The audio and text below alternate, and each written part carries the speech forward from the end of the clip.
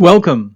NOAA's just released its 2020 January Global Climate Report, and this video is a summary of that report. January of 2020 was the warmest January on record.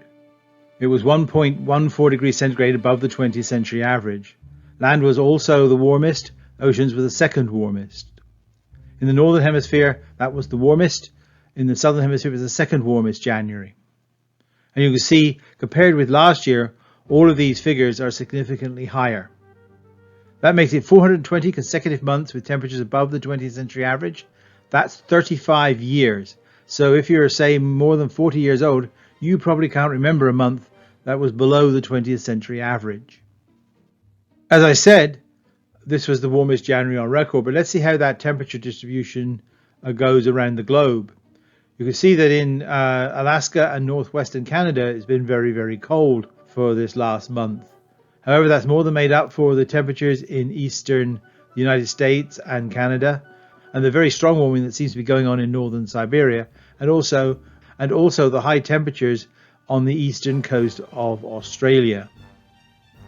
This area of sea off the west coast of South America is what drives El Nino and La Nina. At the moment, it's a mixture of both warm and cold waters, so we are expecting neutral conditions to remain for most of this year. More on the relative possibilities of La Nina and El Nino later on in this video. The temperature map I just showed you does not indicate whether any of these temperatures were record highs or record lows. To do that, you must look at what is called the percentiles map, which is shown here. Deep blue colors show record coldest, deep red colors indicate record warmest, and you can see there's only a few pixels that are much cooler than average, a large number of pixels that are much warmer than average, and nearly 100 pixels that set new high temperature records. This indicates we have a warming world. This is a different way of looking at this problem. This is a plot of the percentage area of the Earth that is warming, that's shown in red, compared with the percentage area of the Earth that is cooling, in blue.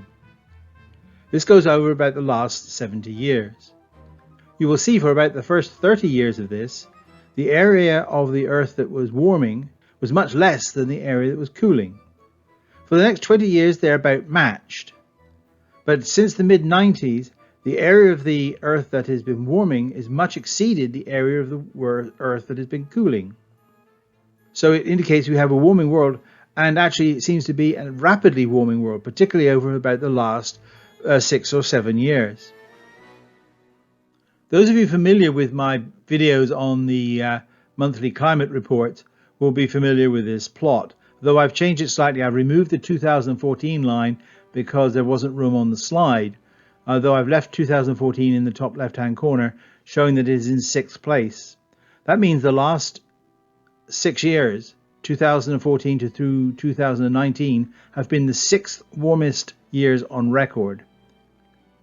2020, starting out in first place in January, may well make it 7 of 7, but we've got a long way to go yet, and so let's see what happens, particularly with El Nino and La Nina towards the end of the year. Next, let's take a look at the upper atmosphere. We'll start with the lower troposphere, which is an altitude of approximately 4 kilometers. We look at the data from two groups, the University of Alabama in Huntsville and Remote Sensing Systems. UAH claimed it was the warmest January on record, RSS the second warmest, although the temperatures are slightly different. But overall, they have a trend of 0.18 degrees centigrade per decade, which is very similar to that of the surface temperatures. The mid-troposphere is the warmest for both groups, and very similar temperatures. And because it's further up in the atmosphere, the warming will be less, and the overall trend is 0.12 degrees centigrade per decade. The stratosphere is the odd man out. It is cooling. UH found it was the 16th coolest. RSS found it was the 13th coolest. But the overall trend was a reduction of temperature of 0.27 degrees centigrade per decade. Next, we'll take a look at the sea ice extent in the northern hemisphere. So this is the Arctic sea ice extent. And this January was the 8th lowest January on record. And that's 22 consecutive years that we've had below average sea ice in the Arctic in January. Next, we move to the southern hemisphere and look at the Antarctic. The sea ice area was the 10th lowest in January on record, and that's the 5th year in a row that it's been below average. It's showing a trend, though, of increasing over time of 0.5% per decade. Okay, what's the status of our favorite bête noire, which is carbon dioxide? You can see that in January of 2020, it reached a total of 413.4 parts per million.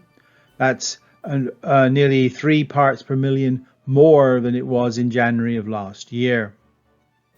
Well, what is happening with El Nino and La Nina cycles? At the moment, we're in what's called ENSO neutral conditions, which means we're neither in an El Nino nor a La Nina.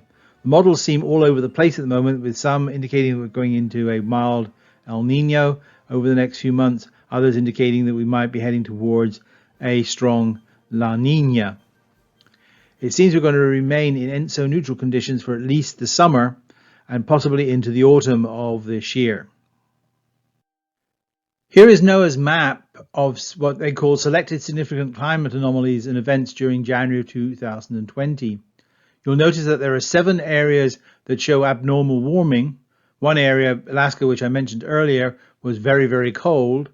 And then there's, of course, the problems with the ice in both the Arctic and the Antarctic being below average. Until next time, goodbye.